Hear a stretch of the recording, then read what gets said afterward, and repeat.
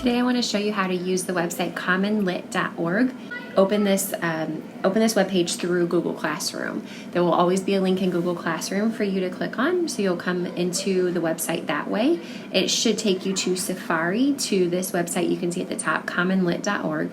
So I'm going to go ahead and click on Login, and you will click on Login with Google. So when you get logged in, this is what you'll see after you click on Login with Google. And it comes right to my assignments. And I really want to encourage you to just not even look at this page and to click on the top on My Performance every time you come into CommonLit. And the reason I say to go to My Performance and not My Assignments is because I want you to see how you're doing, right? What good is it to practice our reading if we don't know how we're doing with it? And so My Performance will tell you how you're doing on all of the different assignments you've done. And it also gives you a place to start new assignments. So you can see right over here, it says Begin Assignment. So I'm going to go ahead and click on Begin Assignment. And this screen pops up. This isn't something for you to just click got it and move on. This is actual information for you. This one says Jennifer Owings Dewey is an author and illustrator of natural history books for children and adults. In this short story, a narrator must walk through the desert after their car is damaged. As you read, take notes on how the narrator's feelings about the desert change. We've been talking a lot about characters and how they change. This one is about how the narrator's feelings about the desert change. So if you can take some notes on a piece of paper, or there's also a place to annotate, and you can take notes on commonlit.org, and I'll show you how to do that. It's going to help you out with answering how the narrator's feelings about the desert change. So I'm going to click on Got It Now. And I just want to show you the screen a little bit. So the first thing you'll probably do is scroll down to see how long the story is. I know that's what I would do. And at the bottom, do you notice that there are some definitions that could help you? And footnotes. So definitions are things that tell us what words mean. And then footnotes is just kind of like more information.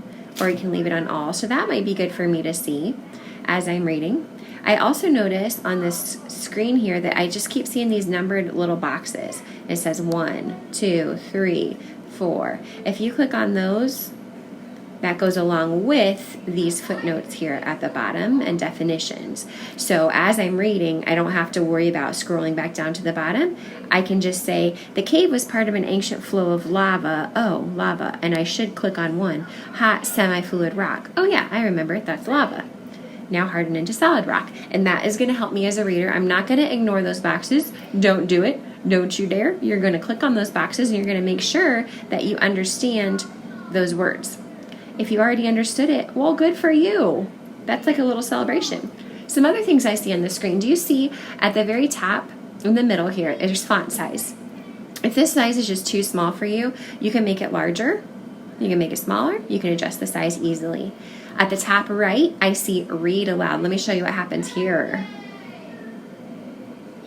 It's going to start highlighting. Now, here's the thing. It's not actually reading once you click Read Aloud.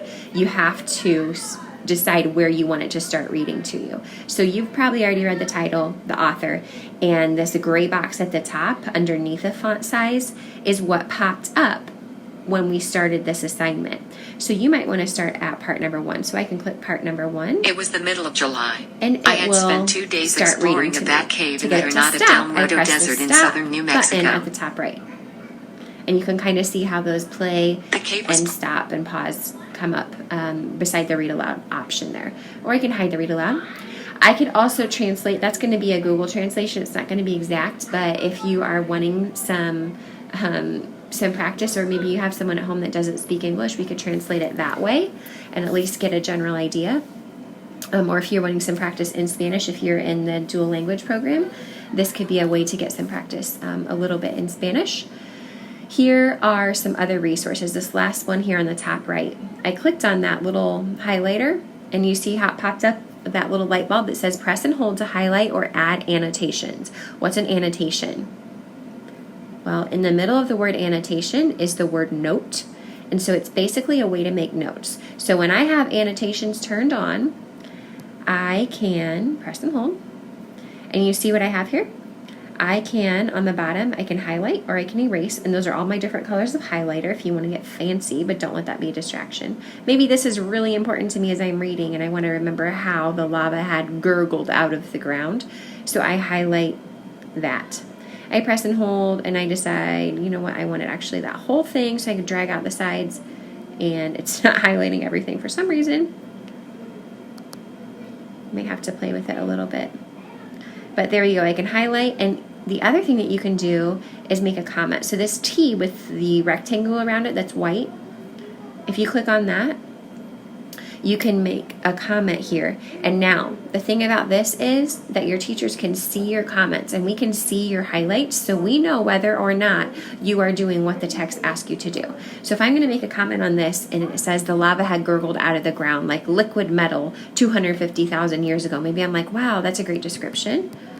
And I just want to make a comment there because I'm engaging with the text. I know that's going to help me understand. So I could do that. But really what I'm focusing on is, as you read, take notes on how the narrator's feelings about the desert change. That's what I am annotating, okay? So it gives me those directions at the beginning, and you're going to use that annotation tool to help you. When you are done, at the end, we have some assessment questions here. Now, these are all multiple choice for today, and a lot of times you will see multiple choice ones. Probably on Fridays, you will see some where you have to type in your answer. But it asks for part A, which sentence describes the main theme of the story? I can choose my answer. I can click Save and Next. On part B, it says which detail from the text best supports the answer to part A. I can click my answer. And now I'm like, oh, maybe I don't know. Look at these, paragraph 8, paragraph 16, paragraph 20, paragraph 27. Guess what? If you click on this, it takes you to that spot and it highlights it. So if you're deciding you want to change your answer, you just move it around easily like that, and you can click on those paragraphs to help you. I can click Save and Next and go to my last question. Once I submit it